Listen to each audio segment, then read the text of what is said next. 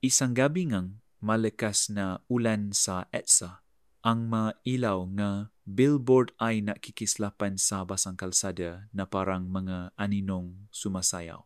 Biglang bumiya ang katahimikan, isang matinis na preno, kasunod ang malakas na bangga. Ang isang itim na sedan ay dumiretso sa gilid, halos sumalpok sa poste. Sa gilid na kalsada, isang babay ang napahandusay. Nangingine, hawa ang kanyang. Dip-dip, isang segundo na lang sana itapos na ang lahat. Bumaba ang driver, tarantang sumiga. Miss, ayos ka lang ba? Ngunit ang lahat ng mata ay napako nang dahan-dahang bumaba ang tinted na bintana sa likuran. At mula sa loob, lumitaw ang malamig ngunit pamilyar na mukha. Siya ang batang CEO ng Rivas Holdings, ang tagapamana ng isang imperyong bilyonaryo at higit sa lahat, ang lalaking mahal ng babay. Sa iglap na iyon, hindi lang dugo ang dumaloy sa kalsada kundi ang katotohanang babaliktad sa kanyang mundo. Ang aksidenteng inakala niyang kapalaran lamang ay magbubukas ang pinto sa isang kasinungalingan na hindi niya akalaing kayang gawin ng taong pinakamalapit sa kanyang puso. Kinabukasan ng aksidente, ang balita ay halos hindi umabot sa mga pahayagan. Isang linya lang sa police blotter, vehicular incident, no fatalities. Para sa karaniwang mamamayan, isa lamang itong numero sa listahan ng gabi ng ulan. Ngunit para sa ng Rivas Holdings, ito ay isang bagay na kailangang ikubli sa lahat ng paraan. Si Alejandro Rivas, ang nag-iisang anak ni Don Armando Rivas, ang taong natata ng pinakamalaking konglomerado sa bansa, ay nakaupo sa kanyang opisina sa 45th floor ng Rivas Tower sa Makati. Ang kanyang silid ay tila museo ng kapangyarihan. Marmol na sahig, mahogany desk, painting ng European masters at tanaw ang buong lungsod na parang laruan sa ilalim ng kanyang bintana. Suot ang tailorit na suot mula Milan, si Alejandro ay kumakatawan sa lahat ng bagay na hindi kayang abutin ng isang ordinaryong tao. Sa edad na 32, siya na ang CEO ng isang kumpanyang may hawak ng bangko, real estate, teknolohiya at media. Ang kanyang pangalan ay kasing bigat ng salitang bilyon. Ngunit sa likod ng malamig na imahe, may isang bagay na hindi alam ng karamihan, isang lungkot na matagal nang nakatago. Sir, everything has been taken care of. Belong ang kanyang assistant habang inyabot ang isang folder. The police won't pursue further investigation. Tumango si Alejandro, walang imik. Binuksan niya ang folder, ngunit ang tinitigan niya ay hindi ang mga dokumento kundi ang sariling reflection sa salamin na kanyang opisina. Sa kabilang yaman, siya ay isang lalaking nakulong sa aninong kanyang ama. Bata pa lamang siya, natutunan na niyang ang mundo ay walang espasyo para sa kahinaan. Lumaki siya sa isang mansion na may 10 silid, ngunit walang init ng pamilya. Ang bawat hapunan ay parang pulong ng board, tahimik, malamig, puno ng utos at kondisyon. At ngayon, bilang pinuno, Rivas Holdings, dala-dala niya ang parehong bigat, ang takot na maging kahihiyan kung siyahi magkamali. Ngunit ang imaheng iyon ay nagsimulang mabasak kagabi. Sa dilim ng kalsada, nakita niya ang mukha ng babaeng matagal na niyang tinatangi, isang simpleng babae na nakilala niya hindi bilang CEO kundi bilang isang kaibigan mula sa universidad. Nung panahong kaya pa niyang maging tao bago siya naging simbolo ng yaman. At ngayong siya'y nakaupo sa kanyang trono ng kapangyarihan, siya rin ang dahilan kung bakit muntik nang mawala ang babae. Sir, muling tawag ang assistant, do you wish to proceed with the merger announcement? Tumayo si Alejandro, hinaplos ang mamahaling relo sa kanyang pulso, at malamig na sumagot. Yes, the show must go on. Ngunit sa loop niya, alam niyang may unos na paparating, isang unos na hindi kayang kontrolin ng pera o impluensya. Sa mga mata ng publiko, si Alejandro Rivas ay ang huwaran ng modernong tagumpay. Kapag lumalabas siya sa mga magazine cover, nakasulat lagi ang parehong mga salita. Young visionary, titan of industry, bachelor billionaire. Sa bawat gala, nakapalibot sa kanya ang nga socialite at politiko, umaasang makasalo sa kanyang impluensya. Ngunit sa likod ng ma-flash ng kamera, kilala siya ma-empleyado bilang isang taong hindi dapat lapitan. Isang ngiti mula sa kanya ay bihira at ang kanyang masalita ay laging diretso, parang kutsilyo. Walang dahilan para sa kabiguan, sabi niya minsan sa harap ng kanyang manager. Kung hindi mo kayang makipagsabayan, maraming iba na handang palitan ka. Ang tinik niya'y malamig, walang bahid ng awa. Sa isang pulong kasama ang board, isang matandang direkto ang nagtanong kung dapat bang ipagpaliban ang merger dahil sa sismis tungkol sa aksidente. Umikot ang tingin ni Alejandro, matalim at puno galit. Ang isang kumpanya na pinapatakbo ng takot ay kumpanya ng naghihintay mamatay. Hindi ko hahayaang mangyari iyon. Ang Rivas Holdings ay hindi titigil para lang sa isang maliit na balita. Kung may problema, binubura natin. Kung may hadlang, dinudurok natin. Tumahimik ang buong silid. Walang naglakas loob na magsalita pa. At ganun din siya kilala sa negosyo, isang halimaw na hindi marunong umatras. Marami ang humahanga, ngunit mas marami ang natatakot. May nagsasabing kaya niyang bumili ng katahimikan ng media, kaya niyang pilitin ang mga politiko, at kaya niyang baliin ang sinumang sumalungat. Para sa mundo, siya ay parang Diyos na hindi pwedeng banggain. Ngunit sa kanyang pribadong oras, walang ibang nakakaalam kung paano siya tumiti sa isang lumang litrato. Sa kanyang silid larawan, niya kasama ang isang babaeng nakangiti. Nung wala pa siyang korona ng pera.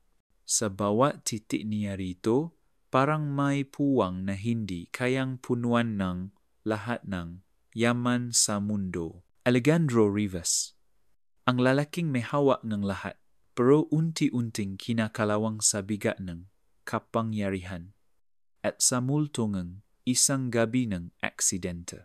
Sa isang masikip na eskinita ang tondo, nagising si Maria Santos sa tunog ng jeep at kariton na dumaraan sa labas. Ang kanilang inupahang kwarto ay halos kasya lang para sa isang lumang kutson at isang maliit na mesa. Ang kisama ay may bakas ng tagas ng ulan kagabi at sa tabi ng kanyang unan ay nakapatong ang isang makapal na kwaderno na puno ng sulat kamay na tala. Si Maria ay 23 taong gulang, naaral sa gabi sa isang pampublikong kolehiyo at nagtatrabaho sa araw bilang cashier sa isang bookstore sa Quiapo. Ang kanyang damit ay luma at kupas, ngunit maayos niyang tinatahi para hindi halatang pinaglumaan. Ang kanyang sapatos ay halos butas na, ngunit pinipilit niyang lagyan ng carton sa loob upang hindi pumasok ang tubig tuwing umuulan. Ngunit ang pinakakakaiba sa kanya ay hindi ang kanyang kaanyuan kundi ang kanyang mga mata. May liwanag itong mahirap ipaliwanag, isang timplang tapang at pangarap na parabang sa kabilang lahat ng kakulangan, hindi siya kailanman papayaan na manatili sa ilalim. Bata pa lang siya, nangangarap na siyang maging mamamahayag. Habang ang iba ay naglalaro sa lansangan, siya ay nagbabasa ng malumang diaryo na itinapon ng kapitbahay. Para sa kanya, ang pagsusulat ay sandata laban sa kawalan ng boses. Ngunit kagabi, ang kanyang mundo ay muntik nang matapos sa isang iglap. Hanggang ngayon, ramdam niya pa rin ang bigat ng malamig na tubig ulan sa kanyang balat at ang amoy ngang usok mula sa makina ngang sasakyang muntik nang dumuro sa kanya. Kahit anong pilit niyang itaboy, hindi maalis sa isip niya ang mukha ng lalaking lumitaw mula sa loob ng kotse, si Alejandro. Ang lalaking minahal niya noon, nung siya'y estudyante pa lamang at wala pa siyang alam sa bangis ng mundo. Sa kanyang mesa, binuksan niya ang kwaderno. Doon niya isinulat ang plaka ng kotse, bawat detalye ng eksena at ang naramdaman niya sa mismong sandali. Hindi niya alam kung ano ang gagawin dito, ngunit alam niyang hindi ito dapat mawala. Habang papasok sa bookstore, naglakad siya sa makipot na kalinga Quiapo. Nagtitinda ng prutas, estudyanteng na mamadali, tindarangang kandila sa simbahan, lahat abala sa kani-kaniyang buhay. Ngunit sa gitna ng ordinaryong ingay, nakaramdam siya ng kakaibang katahimikan. May mga matang nakamasid. May dalawang lalaking nakaitim na nakatayo sa dulo ng kalye, nakasandal sa pader, parang naghihintay. Nang dumaan siya, ramdam niyang sinundan siya ng kanilang tingin. Sa bookstore, nagpatuloy siya sa pag-ayos ng mga libro. Ngunit hindi pa man siya nakakabawi mula sa kaba. Dumating ang tatlong lalaki na hindi bagay sa ganong lugar. Naka-Amerikana, seryoso ang mukha at halatang hindi customer. Lumapit ang isa sa kanya at mahina ang tanong, "Miss, may nakita ka bang babae kagabi sa EDSA? May aksidente raw na kinasangkutan ng isang kotse mula sa Rivers Holdings." Halos mabitawan ni Maria ang librong hawak niya, ngunit pinilit niyang ngumiti at yumiling. "Pasensya na po, hindi ko alam," sagot niya, sabay balik sa paayos ng estante. Habang papalayo ang mga lalaki, naramdaman niyang mas lalong bumilis ang tibok ng kanyang puso. Sa kanyang bulsa, mahigpit niyang hinawakan ang kwaderno. Hindi siya sigurado kung anong laban ang papasukin niya, ngunit alam niyang hindi na siya makakabalik sa dati. Pag-uwi mula sa bookstore, nadatnan ni Maria ang kanyang ina na si Aling Teresa na nakaupo sa gilid ng maliit na mesa, nagbibilang ng pera mula sa pagtitinda na kakanin. Sa tabi ay ang bunso niyang kapatid na si Junjun, 10 taong gulang, nag-aral gamit ang lumang libro na napulot lang mula sa basurahan. "Anak," wika ng kanyang ina, "mukha kang pagod. Ayos ka lang ba?" Ngumiti si Maria, pilit na itinatago ang kaba na bumabalot sa kanya. "O ma, marami lang gawain sa tindahan." Ngunit sa kanyang dibdib, alam niyang hindi niya may kuwento ang nangyari. Paano niya sasabihin na muntik na siyang maduro sa ilalim ng gulong ng isang bilyonaryong kilala ng buong bansa? Habang kumakain sila simpleng hapunan lugaw at tuyo, napatingin si Maria kay Junjun. "Ate, balang araw, magiging abogado ako," masiglang sabi ngang bata. "Ipagtatanggol kita kapag may umaapi." Napangiti siya kahit pananikip ang kanyang dibdib. Sa isip niya, hindi mo alam, Junjun, ang laban ay nagsimula na at baka hindi ko kayang takbuhan ito. Kinabukasan, sa bookstore, muling bumalik ang mga lalaking kahapon ay natatanong. Ngunit ngayon, may isang bago sa kanilang likod, isang pamilya na figura nakasuot ng simpleng polo at salamin.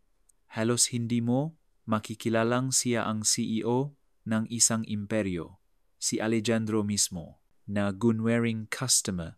Tumingin-tingin siya sa mga libro, ngunit nang maktama ang kanilang mga mata, hindi na kumilos si Maria. Parang huminto ang oras. Sa isang iglap, bumalik ang lahat ng alala, ang natawanan nila nung universidad, ang pangarap na minsan nilang pinag-usapan, at ang gabing munti ng kitilin ng kanyang kotse ang kanyang buhay. Lumapit si Alejandro, may hawak na isang librong random lang na kinuha. Maria, mahina niyang sambit, halos pabulong. Nainit ang mata ni Maria, punong galit at sakit. Bakit? Maikli ngunit mabigat niyang sagot. Bakit ikaw? Hindi nakasagot si Alejandro agad. Tanging katahimikan ang bumalot sa pagitan nila. Ngunit sa katahimikang iyon, malinaw na ang dalawang mundo na minsan ay nagtagpo ay muling magsasalubong, hindi na sa ngalan ng pag-ibig, kundi sa ngalan ng katotohanan at paghihiganti. At sa kanyang bulsa, mas lalong hinihigpitan ni Maria ang hawak sa kanyang kwaderno, ang maliit na tala na iyon ay maring maging sandata laban sa isang imperyo. Pagkatapos ni, hindi inaasahang muling pagkikita sa bookstore, hindi na muling naging tahimik ang mga araw ni Maria. Kinagabihan, habang pauwi siya, napansin niyang may kasunod sa kanya. Isang itim na kotse ang dahan-dahang sumusunod sa kanyang nilalakaran. Mabilis niyang binilisan ang hakbang, pumasok sa makipot na eskinita, at doon niya narinig ang pamilyar na boses. Maria, sandali. Si Alejandro, humarap siya, malamig ang mga mata.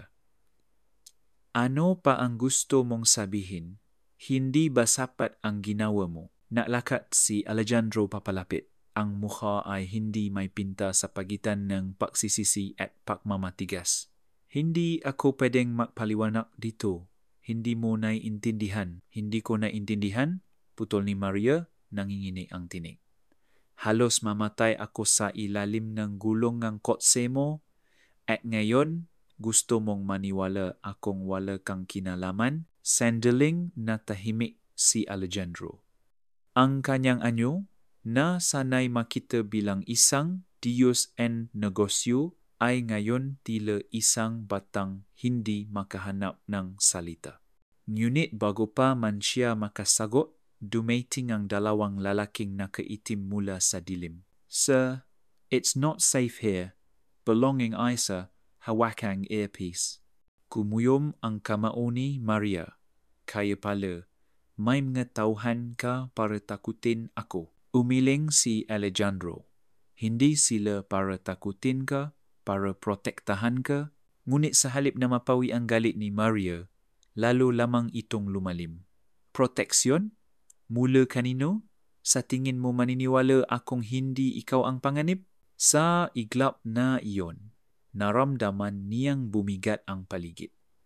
Ang mga anino na kapangyarihan ni Alejandro ay hindi na lamang nasa mga gusali at opisina, nasa mismong kalsada na kanyang nilalakaran. Kinabukasan, dumating si Maria sa bookstore ng mas maaga kaysa dati.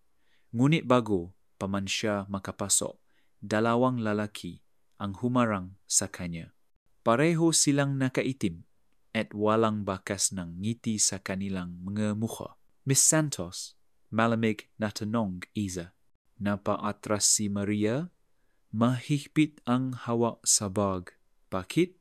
Inaanyayahan ka ni Ginong Rivas. Gusto kaniyang makausap. Ngayon, napaluno si Maria. Ang daming matang nakatingin mula sa paligid matinderang na ayos kang paninda, maestudyanteng dumaraan. Ayaw niyang gumawa ng eksena, ngunit hindi rin siya papayah na basta-basta na lamang siyang hilahin. Kung gusto niya akong kausapin, mariin niyang sakot. Marunong siyang maklakat. Hindi niyo ako pwedeng dalhin kung saan men. Nakpalitan ng tingin ang dalawang lalaki. Mas mabuti na ang sumama ka, miss. Para na rin sa kaligtasan mo. Dito na sumiklap ang dugo ni Maria. Kaligtasan ko o katahimikan niya. Malinaw ang kanyang boses, sapat para marinig ng tao sa paligid. May ilan nang kumukuha ng cellphone, nagtataka sa eksenang nagaganap. At sa gitna ng tensyon, dumating si Alejandro sakay ng isang itim na SUV. Bumaba siya, mayos ang suot, ngunit bakas ang kaba sa kanyang mukha. Tama na, mariin niyang utos sa mga tauhan. Let her be. Lumapit siya kay Maria. Mas malambot ang tinig ngayon. Maria, hindi ito ang paraan. Hindi kita gustong pilitin. Pero kailangan kong makausap ka. May mga bagay kang hindi alam. Naningkit ang mata ni Maria. At sa tingin mo, pagkatapos ng lahat, makikinig pa ako sama paliwanag mo? Sandaling natahimik si Alejandro, ngunit hindi niya tinanggal ang tingin sa kanya. Kung hindi mo ako mapapatawad, tatanggapin ko. Pero hindi kita kayang hayaan na maging target. Target? Halos mapasigaw si Maria. Ano ba talaga ang pinapasok ko, Alejandro? Sino ba talaga ang nasa likod ng lahat ng ito? Ngunit bago pa siya makasagot, sumingit ang isa sa mga tauhan. Sir, may mapaparazina. Kailangan na nating umalis. At doon na simula ang unang pumuto na apo, hindi lang dahil sa galit ni Maria, kundi dahil unti-unti naring nalalanta sa publiko ang isang kwentong pilit tinatago ng isang imperyo. Pagkalipas ng ilang araw, kumalat na ang balita. Isang tabloid ang naglabas ng larawan ni Maria na nakikipahtalo sa mga tauhan ni Alejandro sa labas ng bookstore. Ang headline, Misteryosong Babay konektado kay Rivers A. Sa isang iglap, naging laman ng sismis si Maria. Sa bawat kanto ng Quiapo may bulungan. Sa bookstore, may maestrang herong pumapasok. Hindi para bumili ng libro, kundi para tingnan siya na parang exhibit. Iyan ba yung babae ng bilyonaryo? Tanong ng isa habang kinukunan siya ng litrato. Nagulat si Maria sa bigat ng atensyon. Sanay siya sa pagiging invisible, isang ordinaryong mukha sa dagat ng masa. Ngunit ngayon, siya ay nasa gitna ng spotlight na hindi niya pinili. Samantala, sa loob ng boardroom ng Rivas Tower, si Alejandro ay nasa ilalim na poy. Anong ginagawa mo, Alejandro? Maring tanong ni Doña Beatriz, tiyahin niya at senior board member. Pinapahama mo ang merger dahil lang sa isang babae. Tumindig si Alejandro, ang tinik ay malamig ngunit matatag. Walang kinalaman si Maria sa negosyo. Hindi siya dapat idamay. Hindi siya dapat idamay? Singhal ngang isa pang direktor. Nakikita mo ba ang diaryo, ang media, ang social media? Lahat nagtatanong kung sino siya. Kung hindi natin aaksyonan, babaksak ang kumpiyansa ng mga investor. Tahimik ang buong silik. Ngunit sa loob ni Alejandro, nangangalit ang dalawang boses. Isa ang tungkulin at isa ang damdamin. Samantala, si Maria ay nakatanggap ng isang liham na iniwan sa kanyang pintuan. Walang pangalan ng napadala, ngunit malinaw ang babala. Kung mahal mo ang pamilya mo, tumigil ka. Lumayo ka kay Alejandro Rivas. Huwag mo nang usisain ang nangyari sa aksidente. Ito ang unang babala. Nang mabasa niya iyon, halos mabitawan niya ang papel. Ang kanyang ina at kapatid sila ang pinakamahalaga sa kanya. Kaya ba niyang ipasapalaran ang buhay ng kanyang pamilya para sa katotohanang gusto niyang ipaglaban. Kinagabihan, umupo siya sa tabing kama, hawak ang kwaderno kung saan niya isinulat ang lahat. Tinitigan niya ang larawan ng kanyang ama na matagal nang yumaw, isang taong laging naniniwala sa dangal. Sa kanyang isipan, naririnig niya ang tining nito. Anak, minsan ang katotohanan ang tanging sandata ngang mahihirap. Kapag pinili mong manahimik, wala ng iba pang magsasalita para sa iyo. At dun siya napaluha. Hindi dahil sa takot, kundi dahil sa bigat ng pagpili. Mananatili ba siyang tahimik para protektahan ang pamilya? O haharapin niya ang halimaw na imperyo ng Rivas para sa katotohanang hindi na kayang itago? Ilang linggo matapos ang unang pagsabog ng balita, isang imbitasyon ang dumating kay Maria mula sa isang lokal na news station. Gusto siyang kapanayamin tungkol sa kanyang ugnayan kay Alejandro Rivas at sa misteryosong aksidente. Sa una, tinangka niyang tumanggi. Ngunit nang makita niyang dumarami ang mga kasinungalingang kumakalat sa social media peking account na nagsasabing siya raw ay gold digger at babaeng napapanggap para sumikat, napagtanto niyang panahon na para magsalita. Sa studio, nakaupo siya sa harap ng kamera. Nanginginig ang kamay ngunit matata ang tinig. Hindi ko pinili ang makasangkot sa pangalang Rivas, panimula niya. Ngunit hindi rin ako pwedeng manahimik habang pinapakalat na kasinungalingan ang nga taong may kapangyarihan. Ako ang babaeng muntik nang mamatay sa aksidente. At nakita ko kung sino ang nasa loob ng sasakyan. Umugong ang social media. Trending agad ang kanyang pangalan. Ang iba ay humahanga sa kanyang tapang, ngunit mas marami ang bumabatikos. Sa kalsada, may mga taong pumapalakpak sa kanya, ngunit may ilan ding sumusugot, tinatawa siyang sinungaling. Samantala, sa Rivas Tower, pinanood ni Alejandro ang panayam. Tahimik siyang nakaupo sa harap ng malaking screen habang sa paligid niya, nakbubulungan ang mga board members. Napapahamak na tayo, wika ng isa. Kung hindi natin pipigilan ang babaeng iyon, babaksak ang lahat ng pinahirapan natin. Tama dakdak ng isa pa. Kung hindi kayang patahimikin ni Alejandro ang isang simpleng babay, paano pa siya makakapatakbo ng isang imperyo? Ngunit hindi naksalita si Alejandro. Ang kanyang mata, imbes na punong galit, ay may bakas ng pagkalito. Alam niyang naksasabi ng totoo si Maria at sa bawat salitang binibitawan nito sa telebisyon, lalo niyang nararamdaman ang bigat ng kanyang sariling kasalanan. Ngunit ang sistemang bumabalot sa kanya ay hindi ganon kadali. Ilang araw matapos ang panayam, sinalubong si Maria ang mas matinding panganib. Habang pawis siya galing trabaho, isang motorsiklong walang plaka ang biglang sumulpot at muntik na siyang banggain. Kung hindi siya mabilis na nakatalon sa gilid, baka natapos na ang lahat sa gabing iyon. Pag-uwi, nabasag na siya sa harap ng kanyang ina. Umiyak siyang wika. Baka tama sila. Baka hindi ko kayang kalabanin ang ganito kalaking kapangyarihan. Ngunit mahigpit siyang niyakap ni Aling Teresa.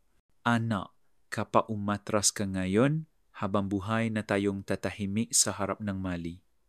Kung totoo ang hawak mo, ipaglaban mo dahil kung hindi, wala nang matatangkang magsalita muli laban sa kanila. At dun muling tumibay ang loob ni Maria. Ngunit ang bawat laban ay may kapalit. Habang mas lumalakas ang kanyang tinik, mas lalo siyang inilalagay ng imperyo ng Rivas sa bingit ng panganib.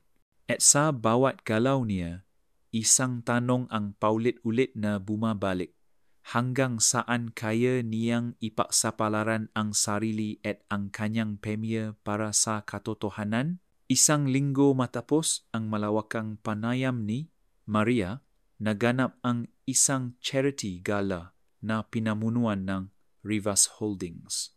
Isang gabing puno nga politiko, socialite at negosyanteng nagsuswak ng pinakamamahaling alahas at damit. Sa entablado, nakatayo si Alejandro, nakangiti ngunit halatang pilit habang inaanyayahan ang mga bisita. Tonight, pinamila niya, we are not only here to celebrate prosperity, but also to extend our hands to those in need. Ngunit bago pa niya matapos ang talumpati, bumukas ang mga pintuan ng ballroom. Pumasok si Maria, payak ang kaswatan, ngunit matatak ang tindih. Isang katahimikan ang bumalot sa silid. Ang mga mata ng lahat ay sabay-sabay na lumingon sa kanya ang babaeng laman ng lahat ng diaryo. Lumapit siya sa entablado, walang bakas ng takot. Prosperity? Tulong? Iyan ba ang sinasabi mo, Alejandro? Malinaw ang kanyang boses. Umalingaw-naw sa buong bulwagan. Paano ka makakapagsalita ganito habang alam mong may mga inosenteng buhay na nadadamay sa ilalim ng pangalan ng iyong kumpanya na bulungan ang mga bisita? Ang iba ay agad naglabas ng cellphone para mag-record. Natigilan si Alejandro, ngunit pinilit niyang panatilihin ang anyong CEO. Maria, hindi ito ang lugar. Hindi ba? Putol ni Maria. Ito mismo ang lugar. Sa harap ng lahat ng taong sumasamba sa pangalan mo. Dito dapat marinig nila kung anong klaseng tao ka talaga. Halos malala ang baso ng bisita. Ang mga board member ng Rivas ay nangangalit sa gilid. Pahintuin ang babaeng iyan, sigaw ng isa. Ngunit walang nakagalaw dahil ang mga kamera press ay naroon na rin nakatutok sa kanila. Kung talagang wala kang tinatago, Marieng wika ni Maria, sagutin mo ako sa harap ng lahat. Sino ang nasa kotse noong gabing iyon? At bakit ako ang muntik na maging biktima? Napunungan katahimikan ang silid.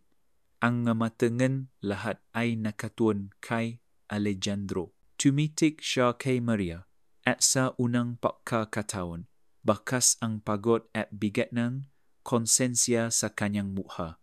Ngunit sa halip na sumagot, umiling siya at bumaba ng entablado. Ang kanyang paiwas, ang siyang naging sagot na mas malakas pa sa kahit anong salita. At sa gabing iyon, isang larawan ang kumalat sa social media. Si Maria, nakatayo sa gitna ng marangyang bulwagan, habang ang bilyonaryong si Alejandro ay talikod na umalis. Para sa ilan, isa itong tagumpay na katotohanan. Para sa iba, isang pambabastos. Ngunit para kay Maria, ito ang simula na digmaan na hindi na niya kayang takbuhan. Matapos ang eskandalosong gabi ngala, umuwi si Maria na puno ng kaba at galit. Ngunit pagdating niya sa kanilang inupahang silid, may isang sobra na nakapatong sa ilalim ng pinto. Walang pangalan, walang lakda. Binuksan niya ito at dun bumungat ang isang USB at ilang dokumentong may tatak ng Rivas Holdings. Kinabukasan, sa isang computer shop, ipinasok niya ang USB. Ang file ay hindi basta-basta. Minutes ng makpulong, makontratang peka, at higit sa lahat, isang ulat na nakapirmi ang petsa at oras ng mismong gabi ng aksidente. Nakasaad doon, Operation Clean Sweep, Target, Mateo Santos. Natigilan si Maria. Mateo ang kanyang kuya na matagal nang nawala, inakalang nag-abroad para magtrabaho. Ngunit ngayon, malinaw na siya'y hindi basta nawala. Siya ang tunay na target ng aksidente. Habang nababasa niya, nangingini ang kanyang mga kamay. Ang sedan na muntik ng pumatay sa kanya ay hindi aksidenteng nadulas sa ulan sadyang planado.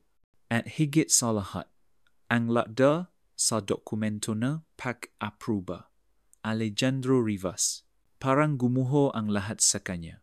Ang lalaking minsang minahal, ang lalaking umaangkin ng kanyang mga alaala sa universidad, ay siya ring pumirma sa kapahamakan ng kanyang pamilya. Ngunit sa parahong sandali, may isa pang file sa USB na napakita ng ibang mukha ng kwento. Ma-email sa pagitan ng board members na papakitang ginamit ang pangalan ni Alejandro bilang sangkot. Ngunit walang direktang ebidensya na siya mismo ang naguutos. Isang bitag, isang pagkakasangkot na maaring hindi niya alam. Sa unang pagkakataon, nagulo ang isip ni Maria. Siya ba ay biktima ng isang impreyong mas malaki pa kay Alejandro? O siya mismo ang halimaw na nasa likod ng lahat? Sa kabilang banda, si Alejandro ay nakaupo mag-isa sa kanyang penthouse, nakatingin sa baso ng alak na hindi niya nagagalaw. Dumating ang kanyang chief of security, dala ang perahong mga dokumento. Sir, lumabas na ang file at hawak na ito ni Maria. Tumitik si Alejandro. Malamig ngunit bakas ang takot. Sino ang naglabas? Hindi pa namin alam, pero isa ito sa loob. May nagtataksil. Humikpit ang kanyang panga. Sa mga taon niya sa negosyo, alam niyang ang pinakamalupit na kaaway ay hindi galing sa labas kundi mula mismo sa loob. Ngunit higit sa lahat, alam niyang oras na para harapin si Maria hindi bilang CEO, kundi bilang taong minsan niyang minahal. Nagtakpo sila sa isang lumang bodega sa tabing pier, isang lugar na pinili ni Maria upang siguraduhin na walang makakakita. Dumating si Alejandro na mag-isa, nakasuot ng simpleng jacket, ngunit bakas. Sa kanyang tindig ang bigat ng isang lalaking may dalang pangalan ng isang imperyo. Pagpasok pa lang niya, sinalubong siya ng matalim na tinig ni Maria. Sabihin mo sa akin, Alejandro, ikaw ba? Ikaw ba ang pumirma sa utos na iyon?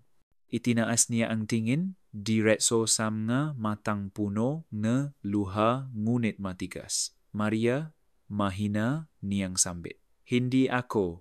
Ginamit nila ang pangalan ko. Ginamit? Halos mapasigaw siya.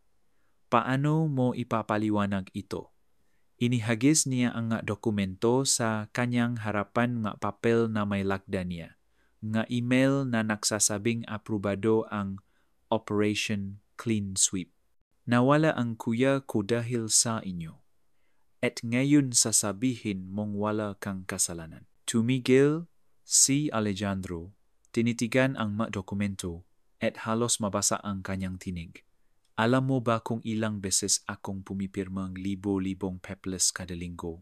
Alam mo ba kung gaano karaming operasyon ang dumadaan sa mesa ko? Maria, hindi ko pinansin at iyon ang kasalanan ko. Hindi ko nakita ang nakatago sa mga papeles na iyon. Ngunit imbes na lumambot, lalo lang kumulo ang dugo ni Maria. Hindi mo nakita o hindi mo gustong makita kasi para sa inyo, isa lang kaming numero, mga taong walang halaga. Lumapit si Alejandro, nanginginig ang kamay. Mahal pa rin kita, Maria, at kung kailangan kong ibaksak ang sarili kong kumpanya para mapatunayan sa iyo, gagawin ko. Ngunit mariin siyang umiling, ang ngaluha ay tuluyang bumaksak. Hindi ko na kailangan ng mga pangako mo. ang kailangan ko ay katotohanan. Ang kailangan ko ay hustisya para sa kuya ko. At sa gabing iyon, parang nahati ang mundo nila. Si Maria, hawa ang ebidensya na kayang mapabagsak ng isang imperyo. At si Alejandro, hawa ang bigat ng isang pangalan na unti-unti nang nagiging tanikala. Ngunit bago pa sila makapagpatuloy, isang putok ng baril ang umalingaw-ngaw mula sa labas ng bodega. Sabay silang napalingon may ibang nakakalam ng kanilang pakikita. At dun nagsimula ang mas malaking revelation. Ang tunay na kaway ay hindi lamang isa sa kanila, kundi isang taong nasa loob na Rivers Holdings na handang pumatay para mapanatili ang lihim. Pagkarinig ng putok, agad na naktago sina Maria at Alejandro sa likod ng galumang kahon. Isa pang putok ang sumunod at mula sa siwang ng pinto ng bodega, nakita nila ang mga lalaking armado, nakaitim at mabilis na lumalapit. Sir, lumabas ka na, sigaw ang isa. Alam naming nandiyan ka. Nanginginig si Maria. Hawa-hawa ang kanyang kwaderno na parang tanging sandata niya. Lumapit si Alejandro sa kanya at pabulong na wika. Hindi ko sila kilala. Hindi sila tao ko. Ngunit bago pa sila tuluyang malapitan, isang tinig ang umalingaw mula sa dilim. Tama na. Ako ang kailangan niyo, hindi sila. Mula sa anino, lumitaw si Doña Beatriz ang tiyahin ni Alejandro at senior board member ng kumpanya.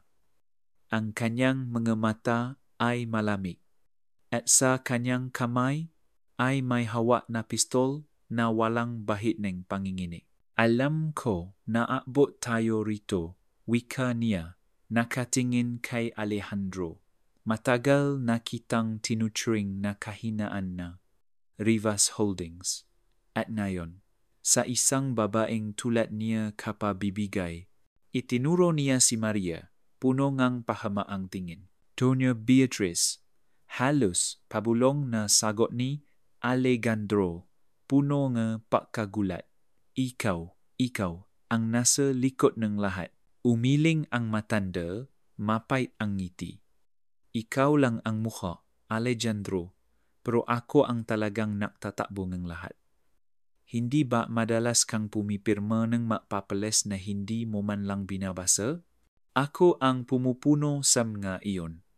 At ngayon, oras na para tapusin ang kahangalan mong ito. Napalunok si Maria. Ang dokumentong hawak niya ang lakda ni Alejandro, iyon pala ang bitak na maingat na inilatak ng kanyang sariling dugo. Isang pangalan na ginamit upang gawing kasabwat ang isang taong walang kaalam-alam. Mula-mula pa, duktong ni Doña Beatriz, ako ang utak ng lahat ng operation. Mateo Santos, isa lang siyang collateral. At kung hindi ka pa rin tatahimik, Maria, ikaw ang susunod. Napasigaw si Maria, hindi niyo na kami matatakot. Ngunit bago pa may taas ni Beatriz ang baril, dumating ang mapulis. Kasunod ng media na tinawagan ni Alejandro ilang oras bago pa ang pakikita nila ni Maria. Nakagulo ang lahat, ang maarmadong tauhan ay naksitabuhan at si Doña Beatriz ay agad na inaresto. Ngunit bago siya isakay sa police van, sumigaw siya, Alejandro, hindi mo kayang buhatin ang pangalang Rivas ng maisa, babaksak ka rin, tandaan mo iyan. At sa gabing iyon, pumaksa ang maskara ng Rivers Holdings. Sa harap ng mga kamera, si Alejandro at Maria ay parehong nasa gitna ng unos siya bilang isang Rivas na nabahiran ng dugo ng pamilya. At siya bilang isang babaeng hawaang katotohanan na kayang baguhin ang lahat. Ngunit sa ilalim na ma-flash na kamera, may kakaibang katahimikan sa kanilang dalawa. Sa unang pagkakataon, wala ng lihim sa pagitan nila, tanging isang sugat na pareho nilang kailangang buhatin. Lumipas ang ilang buwan matapos maaresto si Doña Beatriz. Sa mga unang linggo, punong-puno ang mga pahayagan ng iskandalo. Rivas Empire, nabahiran ng dugo. Inside job, ang tiyahin na umatras sa pamangkin. At ang babaeng muntik madurog, naging testigo sa katotohanan. Si Maria, na dati isang tahimik na bookstore cashier, ngayon ay kinikilalang simbolo ng tapang. Gayunman, pinili niyang manatiling simple. Sa halip na sumama sa mga alok ng media at politiko, bumalik siya sa kanyang paaral. Hindi ako bayani, wika niya sa isang panayam. Isa lang akong babae na hindi natakot magsalita, ngunit sa kanyang puso. Dala-dala niya ang sakit ng pagkawala ng kanyang kuya. Sa bawat hakbang, baon niya ang alaala ni Mateo, ang pangarap nitong maging guro at ang buhay na kinitil ng kasakiman. Ang tanging ginhawa niya ay ang idayang, kahit paano, nagkaroon na hustisya ang kanyang pangalan. Samantala, si Alejandro ay bumaba mula sa trono ng kapangyarihan. Sa harap ng press, formal siyang nagbiti bilang CEO ng Rivas Holdings. Kung ang pangalan ko ay naging kasangkapan para sa kasamaan, wala akong karapatang manatili rito, aniya. Ang kanyang tinig na dati malamig at puno na autoridad ngayon ay mabigat. Parang taong matagal nang nakatali at sa wakas ay naputol ang tanikala. Marami ang bumatikos sa kanya, sinabing siya'y mahina at duwag, ngunit may ilan ding nakakita ng pagbabago. Nakita nila ang isang lalaking marunong umakong ang kasalanan, kahit hindi siya ang direktang utak ng lahat. Pagkalipas ng ilang linggo, sa halip na bumalik sa marangyang penthouse, lumipat si Alejandro sa isang maliit na apartment. Nagsimula siyang magtrabaho kasama ang isang foundation na tumutulong sa mga biktima ng corporate abuse. Hindi lahat naniniwala sa kanyang pagbabago, ngunit para sa kanya, hindi na iyon mahalaga. Ang mahalaga, nagsimula siyang magbayad ng utang sa mundo. Isang gabi, nagtakpo muli sina Maria at Alejandro sa labas ng simbahan sa Quiapo. Walang kamera, walang tao, tanging silang dalawa.